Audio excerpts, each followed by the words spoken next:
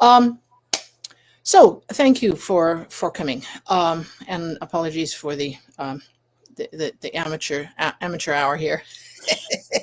But basically, that's what we're doing. Is because I have been wondering since the first part of November how we are to get through 2025 and how we are to put up with this huge flood of weirdness that's coming at us. And it doesn't really matter what side of the spectrum you're voting on. There is just a tsunami. So, talking to my various friends, I have found people who actually get their voice poked up and said, "But I think that we should do this."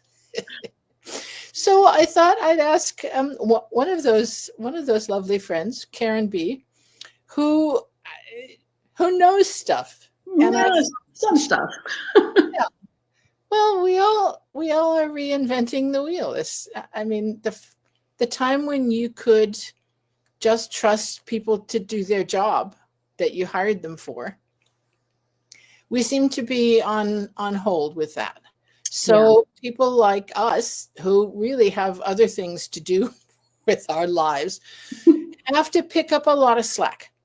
And that's where we're starting, is with a couple friends who say, yeah, what do we do about it? So Karen, Laurie. I am sitting here in California and you are on the other part of the country.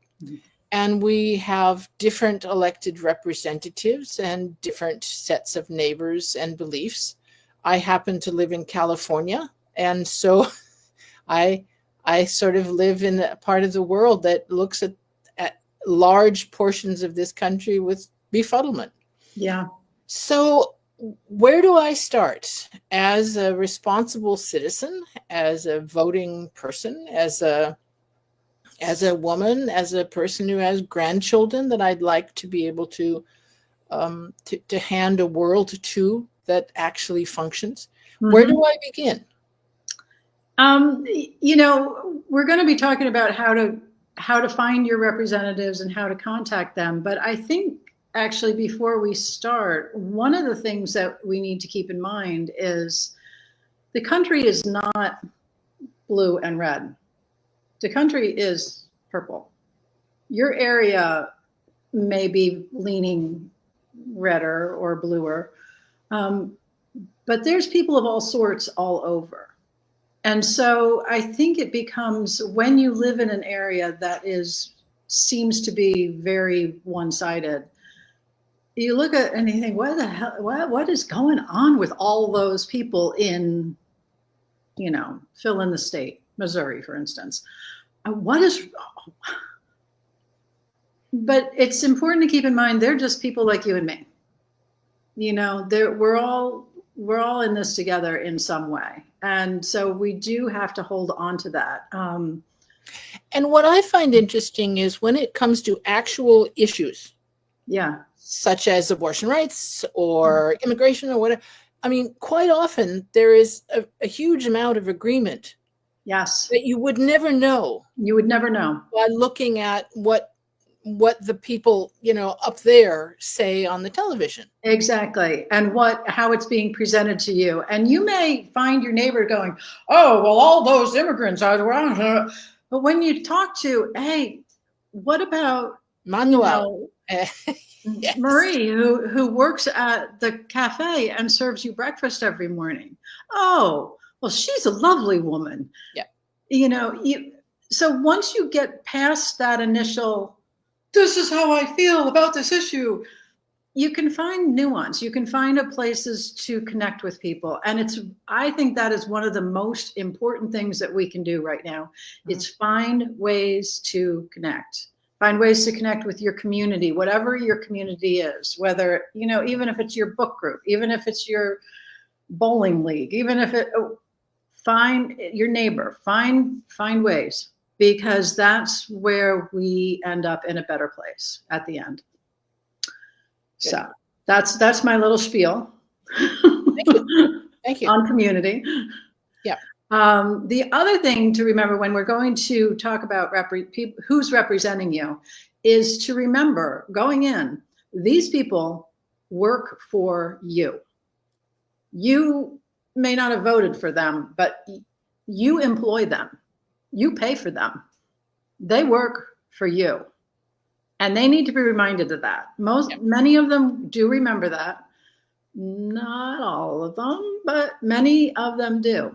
And the other thing that I find, I'm coming at I got to do a little background. There's a member of my family who has worked in both representatives and senators' offices. So that's where my knowledge comes from, as to how this actually works. And she's like, most of these people get into politics because they want to make the country better. They feel like they can serve the country. They feel like they can do a good job making the country better. Now, their version of what better is may not align with your version, but people tend to go into politics for reasonably good reasons. Now, there are people obviously there who get in and they're making very loud noises and, huge pronouncements, and you're like, are you kidding me? That's really only a few of, there's 535 people who are serving in Congress, the representatives and the senators. And you hear about maybe 15 of them, Yes. Which leaves over 500 people who are just trying to do the job. Yeah. And you need to call them up or write them or email them or whatever and say, hey, this is the job I want you to do. Yeah. And occasionally to remember that an awful lot of them have to apply for their job again in a very little time. A very short time. And they are aware that if you come in there and say, thank you for serving me and I'm happy to pay your salary, but this is how I feel. Mm-hmm. They will keep that in mind because there's an election coming. There's always an election coming. There's always an election coming, and most of them, and 98% of them probably, would like to get reelected. So they don't want to lose your vote. Okay. Or they'd like to get your vote. So who am I talking to? Now we're talking on the federal level. It's really important to keep in mind that you got a local level as well. And it's hugely important, and everyone from the school board to the city council and the rest of it. But because that's a whole, let's not look at that right now. We're talking federal. So, yeah. But do not forget your local. I have a vice president. I have my local house has a specific representative because they're all just little districts that are scattered around. And then I have 2 senators from the state. So where do I begin? So where you begin, I'm going to see if I can share screen. Is you go to, let's see. When I go on there, I find that my U.S. representative, that is Congress. I mean, Congress sort of means the whole thing, but it's specifically used to talk about the representatives. So my congressman is Jimmy Panetta. My 2 senators are Adam Schiff and Alex Padilla. And when you find that on there, it then gives you a little plus sign that you can find the link that that tells you where to get in touch with them.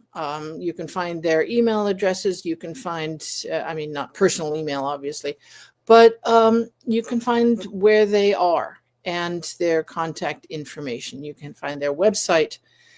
And so once I have, for example, I'm looking at Alex Padilla. I want to tell him how I feel about this issue.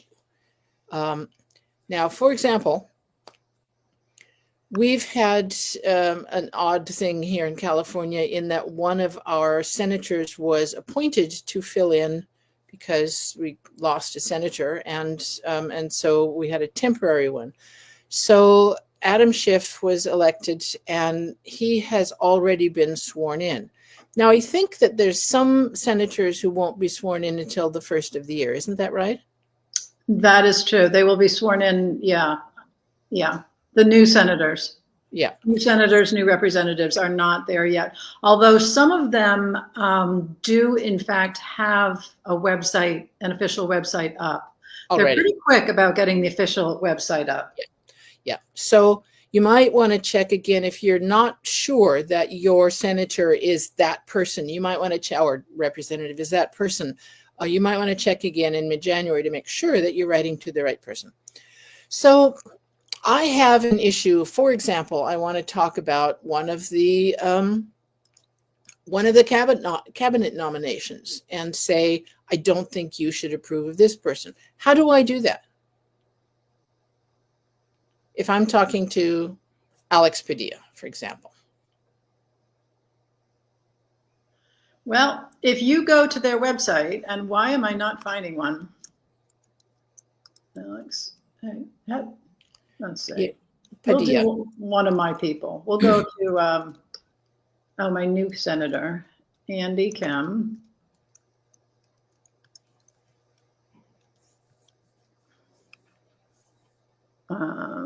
Find his, okay, if you search for your representative, once you found him, yeah, you will end up with 2 different websites, most likely. And this is important because one of the websites will be their campaign website. And that is not the one that you want to contact them. And I am having a lot of trouble with my computer getting stuff to show up. Laurie, if you could look up your representative and then share screen of what that contact information looks like, just to take people through it. But if you get a .gov website, that is their official website. And when you go to that .gov website, you will have all of their contact information. You will have an email for them. You will have phone numbers for their offices. They will have an office both in district, that means in your state, somewhere near you, and they will have a Washington, D.C. office. You can contact them either place. People will answer the phone. People will get the emails. People will get the letters that you send, either place. So you can go either direction. It really does not make that much difference. There's some caveats with contacting the person. When you mail an actual old-fashioned written letter, a snail mail, it has to go through security, particularly if you're sending it to the Washington, D.C. office. Okay. And so snail mail tends to take several weeks to get to your representative or your senator, just because the backlog of mail that they get, it just takes it a while. It's a slow process. So snail mail is actually not the best way to contact someone. Okay, so here I am looking at Alex Padilla. Okay, so if you can share your screen. I should be sharing. Is it showing up? I'm only seeing you, so. Yeah. Yeah, okay.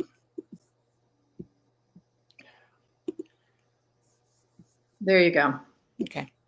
So I'm seeing Alex Padilla. Right. I want to write to Alex? You can write to Alex. They will all have this somewhere. Yeah. So because we're trying to cut this short, what is the best way to have your voice heard? Do I show up at their door? I mean, is this contact form a good thing, or does it just go into a box somewhere? All of the emails, they all get looked at. Somebody looks at them. Okay. So you will get your voice heard no matter which one of those you do. Okay. The most impactful way to get your voice heard is to show up, make an appointment, show up in a group with saying, this is not just me. This isn't a group of people who feel this way about this issue at their office. Okay.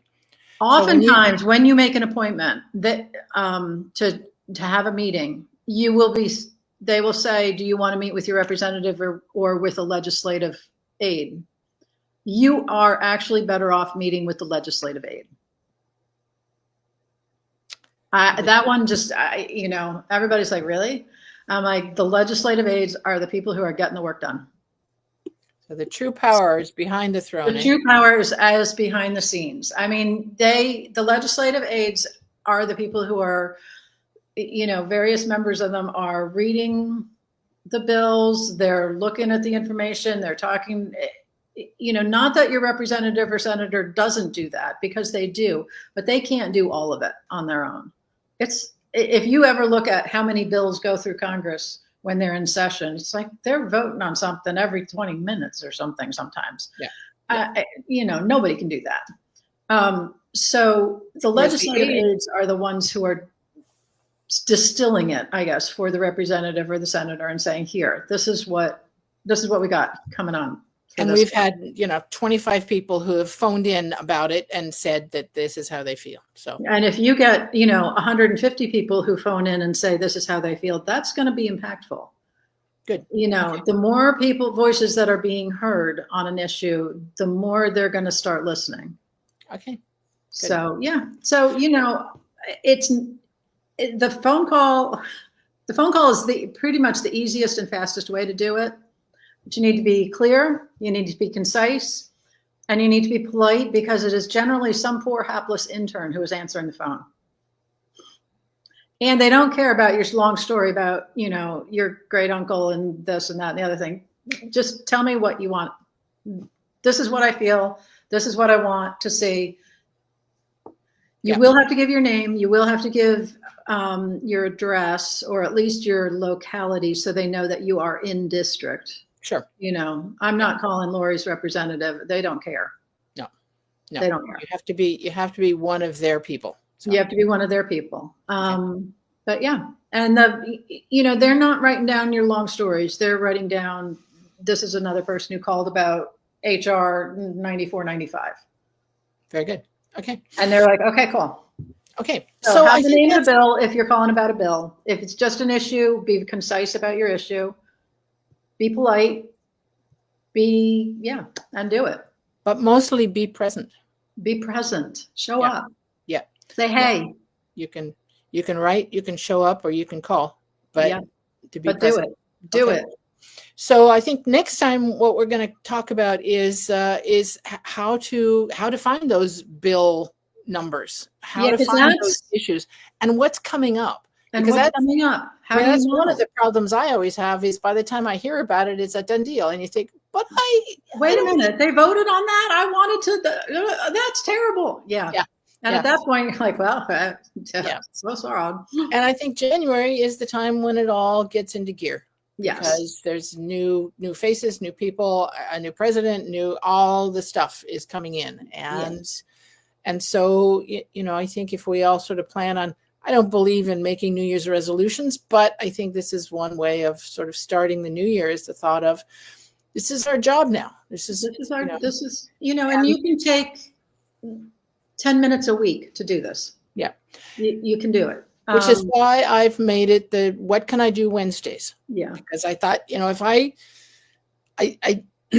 politics makes me crazy when it's all week, I can focus on it on one day a week. Yes. And especially if there's a community. Yes. And I'm talking to you or to the people, or posting things online. I can handle it. Yeah. On Wednesdays, I can handle making a phone call or writing an email. So this is where we're going from here. That's great. and I thank you for getting us started on the path, Karen. Well, thank you for asking me, Laurie. I think this is an awesome thing that you are doing. I will encourage your fellow crime writers to get out there and do it too. Yeah. There's all kinds of groups. I mean, that's the interesting thing, is there's all kinds of groups who, once you link up with them, you think, I can amplify that. You're doing what I want to do. Yeah. So, okay. Yeah. So super. Thank you all for coming by and watching, and stay tuned for other Wednesday things. Some of them will be video. Some of them will just be me posting up a social media note. But you will see Karen again. Yeah. And happy holidays to everyone, whatever your holidays may be. Whatever your holidays are, have a happy. Thanks, Karen. Thanks, Laurie.